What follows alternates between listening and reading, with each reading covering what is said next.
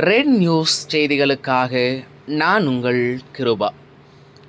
பூந்தமல்லியில் பகலில் ஆட்டோ ஓட்டும் தொழில், இரவில் போதைப்பொருள் விற்பனை. 5 ஆட்டோ டிரைவர்களை கைது செய்த போலீசார். சென்னை பூந்தமல்லி மற்றும் அதனை சுற்றியுள்ள பகுதிகளில் இரவு நேரங்களில் ஆட்டோக்கள் மூலம் தடை செய்யப்பட்ட கஞ்சா மற்றும் போதை மாத்திரைகள் சப்ளை செய்யப்படுவதாக வந்த தகவலை அடுத்து Poonamallee inspector Lawrence, sub inspector Santhoshkumar ஆகியோர் தலைமையில் தனிப்படைகள் அமைத்து தீவிரமாக கண்காணித்து வந்தனர்.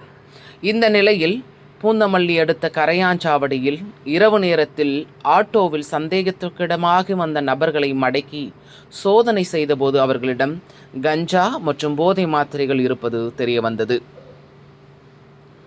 இதனை அடுத்து ஆவடியை சேர்ந்த மனோஜ்குமார், ராஜ்குமார், விக்னேஷ், பிரதீப், அரிதர் ஆகிய 5 பேரை கைது செய்தனர்.